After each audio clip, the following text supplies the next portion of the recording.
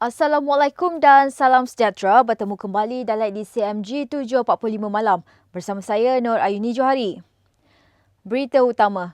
Sepucuk surat menggunakan Kepala Surat Pertubuhan Kebangsaan Melayu Bersatu UMNO tersebar hari ini kononnya ditulis oleh Presiden parti itu, Datuk Seri Ahmad Zahid Hamidi kepada Yang di-Pertuan Agong.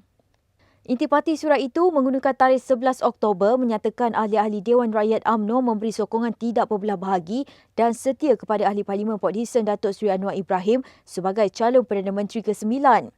Selain itu, surat tersebut juga menyatakan bahawa Zahid dan Najib serta sebilangan wakil rakyat UMNO telah menarik balik sokongan serta kepercayaan kepada Perdana Menteri Tan Sri Muhyiddin Yassin. Dalam pada itu, Ibu Pejabat UMNO ketika dihubungi Malaysia Gazette menafikan surat yang tular itu ditulis oleh Zahid dan Najib. Kata jurucakap Pejabat Presiden, surat tersebut sangat jelas palsu dan tidak mempunyai nombor rujukan. Sementara itu, jurucakap Pejabat Najib berkata, nama Najib seperti yang tertera dalam surat palsu tersebut tidak ditulis seperti kebiasaan. Ibu Pejabat UMNO juga sedang memantau agenda menyebarkan maklumat palsu menggunakan nama barisan pemimpin parti itu bagi mencetuskan kekeliruan dan kemarahan pelbagai pihak. Selepas tular sepucuk surat menggunakan Kepala Surat UMNO kononnya ditulis oleh Presiden parti itu, Datuk Seri Ahmad Zahid Hamidi, kini tular pula sepucuk surat Presiden PKR, Datuk Seri Anwar Ibrahim kepada Yang di-Pertuan Agong. Dalam surat berkenaan, Anwar didakwa mempunyai sokongan 131 ahli parlimen untuk beliau dilantik sebagai Perdana Menteri yang baharu. Anwar menghadap Yang di-Pertuan Agong pada Selasa lalu bagaimanapun tidak menyenaraikan nama mana-mana ahli parlimen yang menyokongnya. Dalam surat 4 surat itu, Anwar turut mempericikan bahawa beliau turut akan mendapat sokongan daripada Gabungan Parti Sarawak dan Parti Warisan Sabah. Dalam pada itu, kandungan surat berkenaan juga menyatakan ahli-ahli Dewan Rakyat Gabungan Parti Sarawak GPS, Parti Warisan Sabah dan Pertubuhan Kinabalu Progresif Bersatu akan segera menyusul bagi memberi sokongan dan kepercayaan kepada Anwar untuk jumlah pengguna secara keseluruhan dan kepercayaan yang membabitkan seramai 158 ahli Dewan Rakyat. Kes baharu positif COVID-19 hari ini mencatatkan angka tertinggi iaitu sebanyak 869 kes, membabitkan kes jangkitan tempatan menjadikan jumlah kes positif COVID-19 di Malaysia hari ini sebanyak 19,627 kes.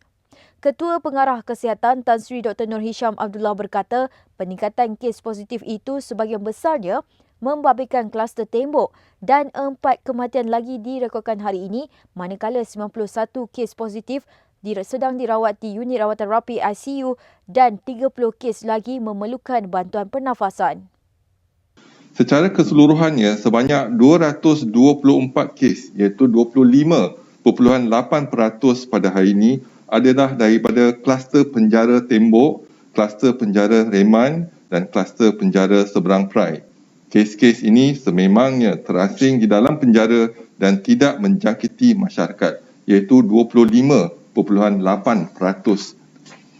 Daripada 869 kes penularan di dalam negara, 745 kes adalah warga negara Malaysia dan 124 kes adalah bukan warga negara. Daripada jumlah keseluruhan kes hari ini, hanya 4 kes merupakan pengunjung yang pulang dari negeri Sabah, yang menjadikan jumlah kes dilaporkan mempunyai sejarah perjalanan ke Sabah sejak 20 September 2020 adalah sebanyak 441 kes.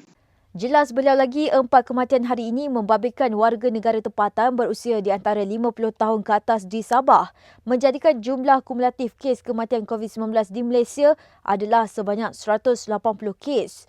Dalam pada itu, Tan Sri Dr. Nur Hisham memaklumkan terdapat pertambahan 5 lagi kluster baru membabitkan kluster Teduh di negeri Sabah, kluster Menara, kluster Keladi di Kelang Selangor, kluster Central melibatkan Kepung Ceras dan Titiwangsa, wilayah Persekutuan dan kluster Bah Bembat di daerah Dungun Terengganu dan daerah Kota Kinabalu di Sabah. Sementara itu, beliau memaklumkan pihaknya kini telah menambah beberapa fasiliti di Tawau berikutan berlakunya peningkatan mendadak di Sabah yang mencatatkan sebanyak 451 kes.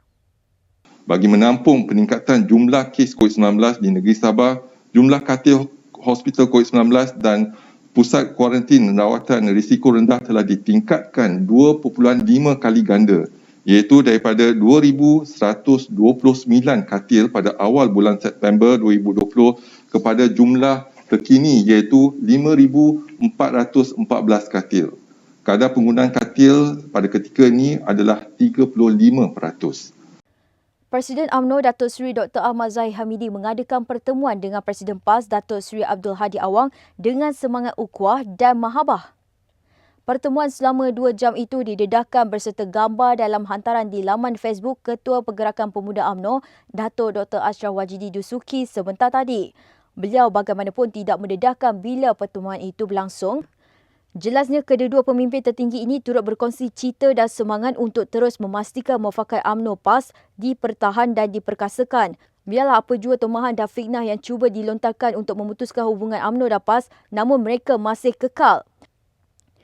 Ashraf menambah antara kata-kata Abdul Hadi yang begitu menusuk di jiwanya apabila ahli Parlimen Marang itu menekankan bahawa UMNO dan PAS adalah tunjang kekuatan orang Melayu dan Islam. Perdana Menteri Tan Sri Muhyiddin Yassin pun tidak pernah mendedahkan senarai nama ahli parlimen yang menyokongnya sebagai Perdana Menteri sebelum ini. Itu kritikan ahli Majlis Tertinggi UMNO Datuk Dr. Muhammad Puan Zakarshi terhadap isu menamakan ahli parlimen mana yang menyokong Presiden PKR Datuk Seri Anwar Ibrahim sebagai Perdana Menteri. Beliau juga mempersoalkan di laman Facebooknya siapa yang paling popular dan sebelum ini Muhyiddin yang mendapat perkenan yang di-Pertuan Agong sebagai Perdana Menteri tidak pernah membangkitkan soal senarai nama. Yang ada hanyalah jumlah sokongan pada Muhyiddin. Dalam pada itu, Puan berkata bekas Perdana Menteri Tun Dr. Mahathir Mohamad juga terkejut apabila Anwar mengumumkan beliau mempunyai sokongan kukuh untuk menubuhkan kerajaan baru. Katanya Mahathir bertambah gerun bila UMNO mahu bagi ultimatum kepada Muhyiddin dan beliau yakin dalam senarai Anwar pasti ada nama Mahathir tetapi mungkin ada nama Mazli, Dr. Syaharuddin dan Amiruddin. Berita nasional, aktiviti sukan di gimnasium, padang bola sepak komersial serta pusat futsal dibenarkan namun perlu mengikut prosedur operasi standard SOP berkuat kuasa 19 Oktober ini. Menteri Kanan Kluster Keselamatan Datuk Seri Ismail Sabri Yaakob berkata, sidang khas hari ini mendengar permohonan dan rayuan daripada Kementerian Belia dan Sukan berkenaan aktiviti tersebut di kawasan Perintah Kawalan Pergerakan Bersyarat PKPB. Bagaimanapun, aktiviti di padang komersial dan pusat futsal hanya dibenarkan untuk sesi latihan sahaja. Baru-baru ini saya mengumumkan tentang pembukaan beberapa aktiviti sukan.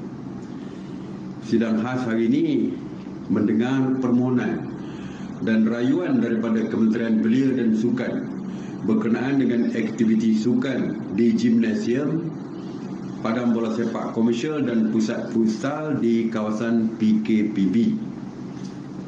Memandangkan aktiviti gimnasium dilaksanakan secara individu dengan penjarakan fizikal sewaktu melakukan aktiviti gym tersebut.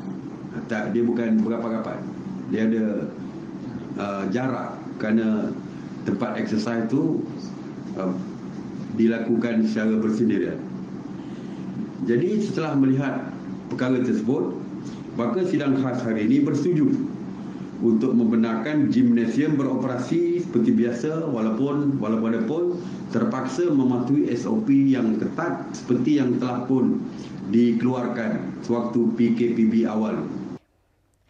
Sementara itu, Ismail Sabri berkata Polis Diraja Malaysia PDRM menasihatkan mana-mana individu yang terlibat dengan aktiviti perniagaan dan perlu menaiki kenderaan lebih dari 2 orang perlu mendapatkan surat kebenaran daripada pihak polis.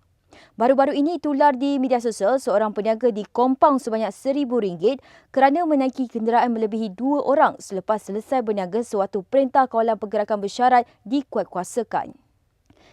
Pelakon dan pengacara Zulin Aziz melahirkan rasa tidak puas hati apabila namanya dikaitkan dengan beberapa suspek yang sedang disiasat Suruhanjaya Pencegahan Rasuah Malaysia SPRM berhubung kes Macau Scam.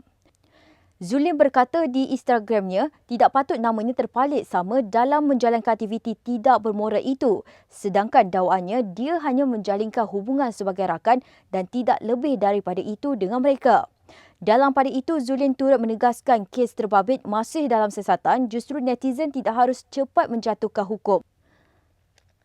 Dia juga memaklumkan tidak akan teragak-agak untuk mengambil tindakan sewajarnya sekiranya pihak yang memfitnah tidak tampil dan membetulkan keadaan.